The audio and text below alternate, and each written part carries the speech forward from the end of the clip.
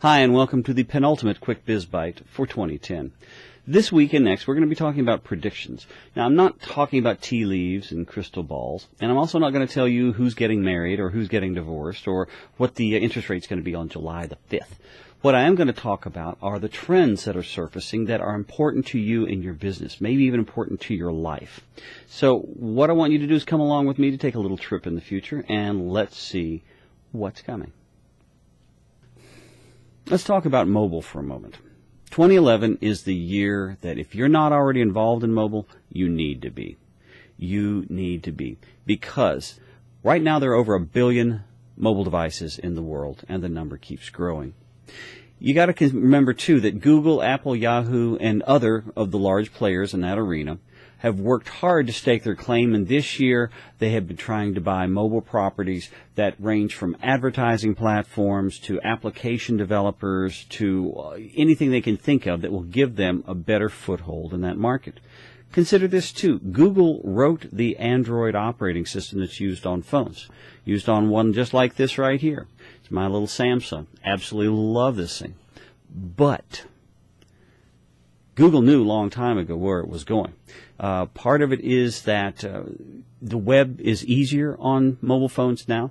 The browsers are better. I mean, that's half the experience right there. If the browser's good, then everything's going to be much better.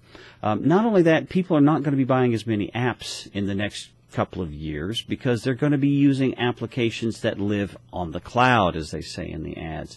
That you're going to be able to use. The speed is getting good enough on the networks and the phones are getting fast enough that you'll be able to do work.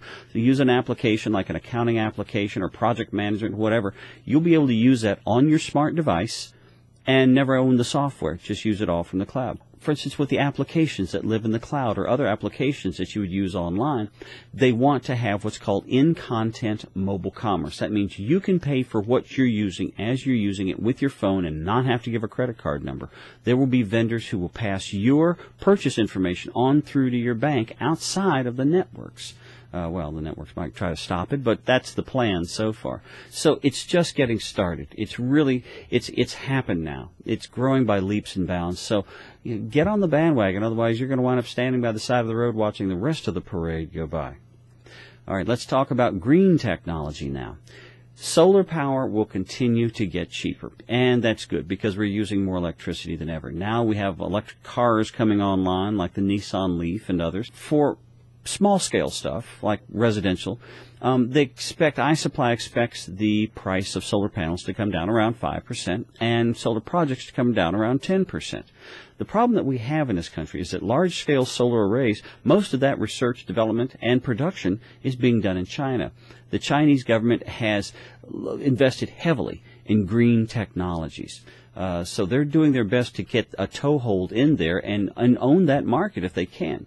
Now, as far as green technology investment goes, the word out right now is that they are trying to buy what they call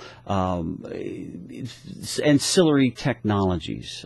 These are things that, for instance, if it would make a boiler in a steam-fired plant burn 5 degrees hotter with the same amount of fuel, okay, that's good because it uses the existing infrastructure that they have.